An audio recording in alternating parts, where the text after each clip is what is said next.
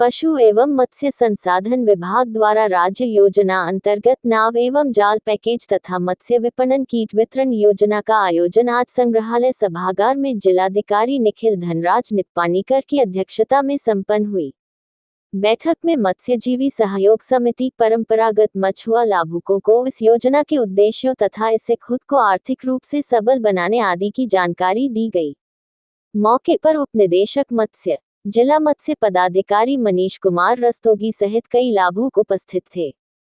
जिलाधिकारी ने कहा कि राज्य सरकार द्वारा मछुआरों के उत्थान के लिए कई तरह की योजनाएं चलाई जा रही है।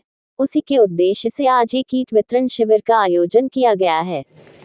नाव एवं जाल पैकेज योजना का मुख्य उद्देश्य परंपरागत मछुआ लाभुकों को नाव एवं जाल पैकेज 90% अनुदानित दर पर उपलब्ध कराना है, ताकि इनके पेशा के अनुरूप मत्स्य शिकारगाही में अपेक्षित सहयोग कर जीविकोपार्जन को बढ़ावा देना है। इस योजना हेतु जाल, इसके साथ 100 किलो का आइस बॉक्स एवं वुडन बोट का, इसके साथ 6 लाइफ जैकेट, 2 मछली रखने का बॉक्स तथा 1 लाइफ राफ्ट दिया जाना है, जिस पर 90% अनुदान तय है। शेष 10% की राशि लाभुकों को कार्यालय में जमा करना है। जिलाधिकारी ने कहा कि इस योजना से मत्स्यजीवी सहयोग समिति, परंपरागत मछुआ लाभुकों को शिकारमाही हेतु टिकाऊ नाव एवं जाल उपलब्ध होगा। उनके वार्षिक आय, जीवन स्तर एवं आजीविका में अपेक्षित सुधार होगा। राज्य में मत्स्य उत्पादन में अभिवृद्धि होगी। राज्य में उपलब्ध जल संसाधनों का सदुपयोग होगा तथा राज्य में प्रत्यक्ष एवं अप्रत्यक्ष रोजगार के अवसर भी सृजित होंगे। जिलाधिकारी ने उपस्थित लाभुकों से कहा कि आज युवाओं को देख काफी हर्ष हो रहा है कि इस परंपरागत व्यवसाय में अब युवा भी अपनी अभिरुचि ले रहे हैं। उन्होंने इन युवाओं को इस क्षेत्र में आगे बढ़ने तथा व्यवसाय को विस्तारित करने की अपील की। उन्होंने कहा कि आप सभी प्रॉन एवं अन्य प्रजाति की मछलियों का पालन प्रारंभ करें तथा उसका निर्यात दूसरे राज्यों में भी करें। जिस तरह से अन्य राज्यों से बिहार में मछलियों का आयात किया जाता है, उसी प्रकार आप सब भी करें, ताकि यहाँ की मछलियों के व्यवसाय को एक बाजार मिले और युवाओं को इससे आर्थिक लाभ मिले।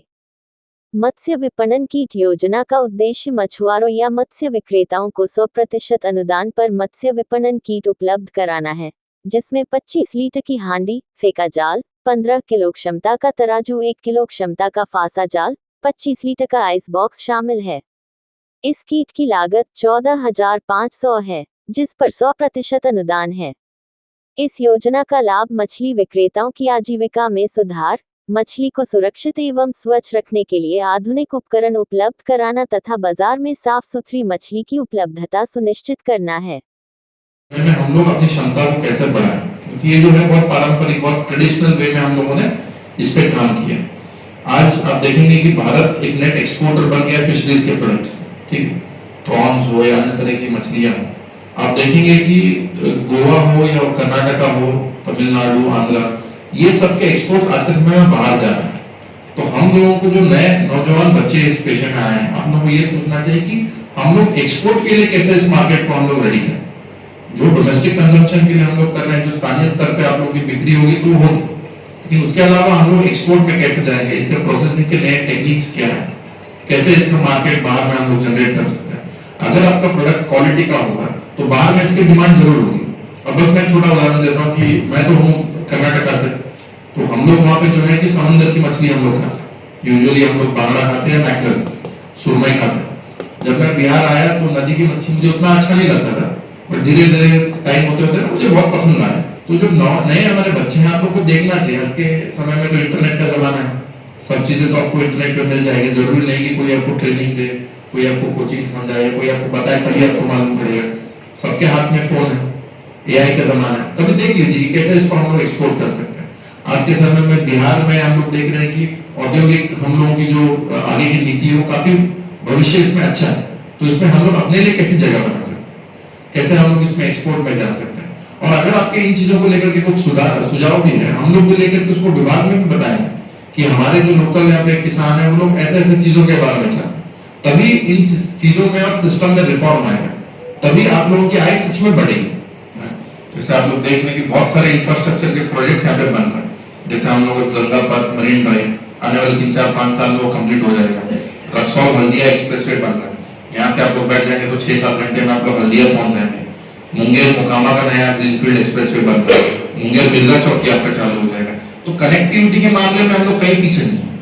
सुल्तानगंज देवघर रेलवे लाइन के भी चर्चा हो रही है, उस योजना को भी हम लोग उस पर काम करेंगे। तो 5 साल का आगे का जो भविष्य बहुत अच्छा है, और अभी का जो मार्केट है उसमें बैरियर कम है, एंट्री बैरियर कम है, आसानी से आप लोग अभी मार्केट को कैप्चर कर सकते हैं। तो इस क्षेत्र में भी आप लोग सोचिए कैसे आप लोग इसमें आप लोगों की कैपेसिटी बिल्डिंग हो सकता है।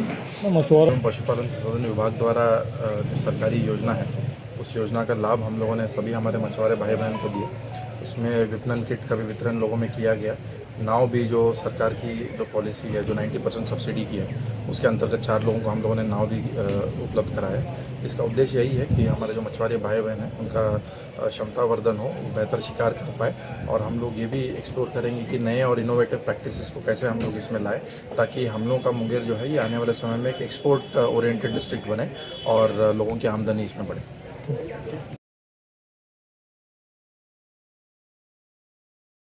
जैसे आप लोग जान ही रहे हैं कि आने वाला समय जो है, आज से लगभग 7-8 दिन जो फोरकास्ट हम लोगों के पास है, तापमान बढ़ने का है, हीट वेव की संभावना काफ़ी बनी हुई है।